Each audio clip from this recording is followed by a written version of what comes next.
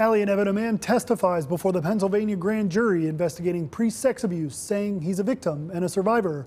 That same man also says he's worried parts of that grand jury report will be hidden from you, the public. So he wanted to tell his story right here to you. I tracked down the now defrocked priest that he accuses of abusing him. We'll warn you, some of the things you're about to hear may be considered graphic. These were people that were important to me in my own maybe messed up way, but they were not people that I consider taking advantage of. That's Herbert Shank responding to allegations of child sex abuse while he was a priest. One person accusing him is this Pennsylvania native who is choosing to keep his face anonymous and wants to share his story. This is not an easy story to tell. He says the Roman Catholic Diocese of Harrisburg was a central part of his childhood, describing himself as very involved. He attended church regularly, had his baptism and confirmation there. He eventually attended St. Patrick's School in Carlisle through 8th grade during the 1980s. He achieved something his classmates looked forward to doing: become an altar boy. You got to leave and do any sort of funerals that were there. You got a free break from school.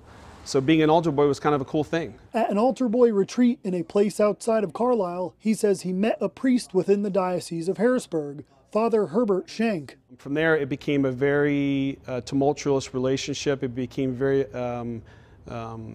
unhealthy. He says Shank took him to a hot springs, pools big enough for 2 or 3 people. It was kind of an awkward situation where we were completely naked in this pool. And he was trying to grab me and grope me and pull me and just kind of like, what is going on? I thought this was, something new. Here I am, a very young 12-year-old boy with this older man who is not a family member in this weird situation. It was my first introduction to massages. He says he went along with it because he was a preteen under the guidance of a clergy member. I remember it was very awkward, and I was very kind of put off by, why is he grabbing me? What's going on? Why is he trying to fondle me? From there, he says a very unhealthy relationship blossomed with Father Herbert Shank. He says he spent a lot of time in the rectory of St. Patrick Church in Carlisle with Shank. There was alcohol pretty much involved every single time. There was situations where it became sort of a fetish, where it was any opportunity to get me out of my clothes and to be in a situation where he could touch me or grope me, or a lot of massage, a lot of foot massages. It turned into full body massages in the rectory at St. Patrick's there in Carlisle, where we would be watching movies, we would be listening to. He had a very extensive collection of records, opera records. We would find ourselves in situations where a foot massage turned into, hey, come into the bedroom, let's get your clothes off and my clothes off, which, looking back, it was a very awkward and weird situation. He says the majority of his time spent in the bedroom with Shank involved both of them in their underwear, with baby oil used during massages. It became a lot of groping. It became a lot of, oh, I spilled the bottle of baby oil on you, and let me rub it on you, and let me, as I move my hand up your inner thigh and touch your genitals. That was very uncomfortable for me. I think I knew at the time this was kind of weird, but when you are being in a situation where a member of the clergy is doing this, you think that that's okay. He says while his parents were going through difficult times, Shank was his parents' counselor. He believes that's when Shank made him what he calls an object of abuse. It was like leading the fox into the hen house. Where I was very young, 12-year-old, sensitive boy, saw parents in distress and turmoil, and he took the opportunity to identify me and to prey on me. He says the abuse at the hands of Shank would continue for a year and a half. He says the majority of their time was at the St. Patrick Rectory. He describes his relationship with Shank as quid pro quo, getting special treatment as part of the abuse. It usually involved a lot of coercing. As a 12-year-old boy, drinking Sauterne, French Sauterne, in the rectory, and eating cheese and watching scary movies so we could cuddle on the couch was kind of different, right? It was kind of cool. It's kind of fun. Like, oh my gosh, I'm special. And that's definitely part of the predator mentality, that make them feel special, make them feel vulnerable. He recalls a time at the rectory at St. Patrick when he was a little bit older than when the alleged abuse started. He claims Shank wanted to take pictures of him in what he called Superman briefs, Speedo-like underwear. He says Shank made him change into the underwear taking pictures of him with a Polaroid camera as he did various poses. He wouldn't allow me to change in the bathroom. He wanted me to change right in front of him. And then, not surprisingly enough, during my process of changing, the camera would accidentally go off.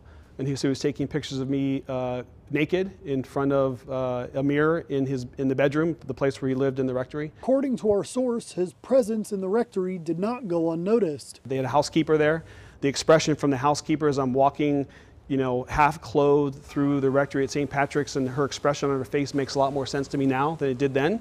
Kind of like, what are you doing here? Why are you up here? Why are you in the living quarters for these men? He says he received similar expressions from a pastor at St. Patrick Church at the time. Some of his expressions at times, as I'm getting foot massages and I'm walking around, with shorts on and a t-shirt and in the living quarters, I think some of his expressions now resonate now that he knew or suspected, like, this is not normal.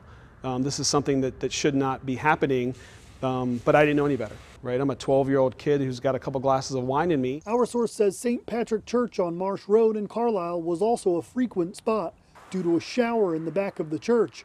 He alleges he and Shank went on runs along back roads around the church. He was always suggesting that we, shower there. There were times when we showered together that I would be taking a shower and he would just get in the shower. And again, as a 12, 13-year-old boy, it was very uncomfortable. It was very like, what is, like, and I would try to squirm and get away and just kind of, get out of the situation as fast as I could.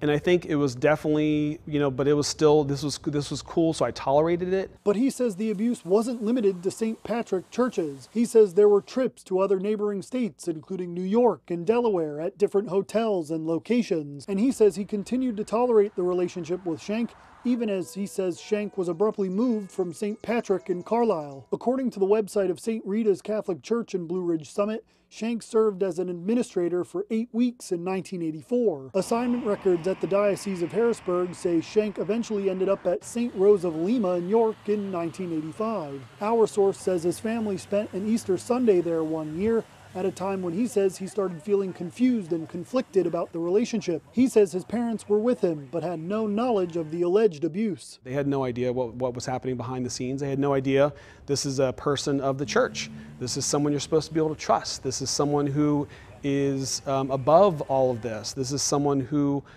should not be concerned about them spending time with your daughter or your son. They were wrong. That Easter at St. Rose of Lima, he claims he found a letter written by Shank to another boy while walking through the parish. I read the first couple paragraphs of it. Was a very lengthy letter, and it stated that he understood why was not a homosexual. He understood why was not someone who he could have a relationship with. I started reading this and I had flashbacks for kind of what happened with me. I returned the letter to the envelope and I put it away, and we just continued the day and then left. Our source says it wasn't until he started getting towards high school age when he realized it was not a healthy relationship. This is something I need to end, that I need no more correspondence with Herbert Shank at all. On Tuesday, July 24th, we went to Herbert Shank's current residence in Conewago Township, Adams County. Hi. Howdy. I was wondering, is Herbert Shank home? It's me. Mr. Shank, a source of ours, I'm with FOX43 News, a source of ours says that you sexually abused him while at the Roman Catholic Diocese of Harrisburg. Would you like to respond to any of these claims? No, not right now, thank you. I don't know. I don't know what to say right now. I would have to be in touch with the diocese, etc. So, not right now. No. I might later, but not now. Is there any way of getting back a hold of you about this? He just says that there was some incidents of massaging, things of that nature at different locations while you were with Harrisburg.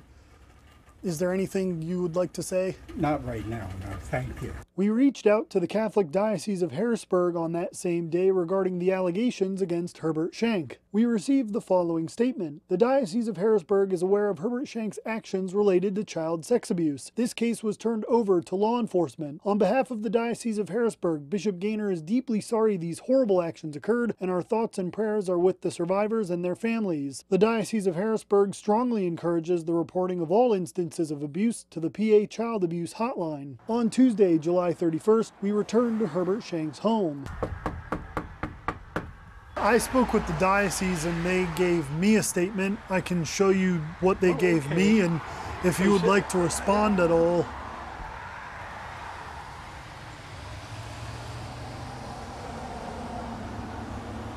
Would you have any comment regarding what they have to say? I would go along with them. I'm deeply sorry for everything that happened. And that right now is all that I think I should say until I've talked to my lawyer and anybody else about what's involved. Honestly, that's all that they said. But in my situation, I didn't fight it. I acknowledged there were some situations and resigned and went to the Institute of Living in Connecticut and was in therapy for about 2 years and 4 months. And I wish well, I couldn't stay there in therapy, but I wish I had. I think I would have forgiven myself a little better and would have been able to maybe approach and say something to the people. But right now, that's all I would say. But the diocese, the thing with the thing that the grand jury is putting out, it makes it sound terrible across the board. And I'm sure certainly that there must have been those situations. They wouldn't bring them up. In my own, that was not. This is in 1994, 8 years before all that business happened with cardinal law and resignation in Boston. We're talking a quarter of a century ago. It was handled totally properly. Things were turned over. I was told that I had to get my own lawyer. The diocese had no connection with me on this level, at least on that level. And they asked if I would go for therapy, which I accepted. That's all I can say right now. Do you know how many individuals you had this kind of a relationship with? No, not off the top of my head. It certainly wasn't more than very few, but I don't want to, like I say, I don't want to go into that right now. I don't know. I really don't. I put the best face on it possible and didn't think it as being sexually molestation, like he mentioned, it was massaging, and I thought, okay, fine, that's acceptable. But I don't. Like I say, right now, perhaps later when all this comes out, there might be a time when, I don't know.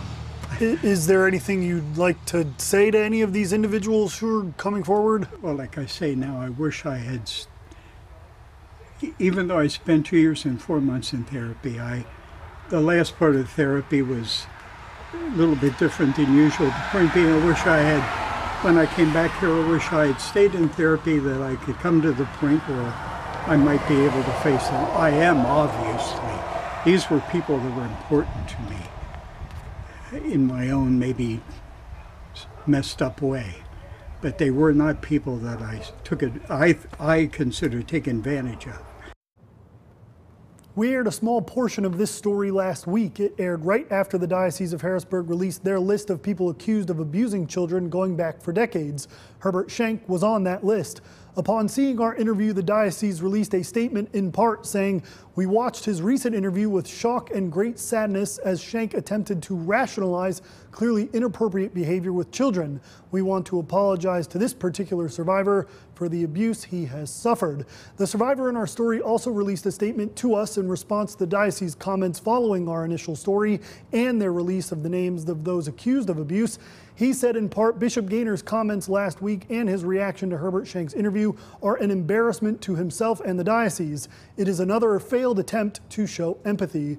We have posted the full portions of both statements on our website, fox43.com.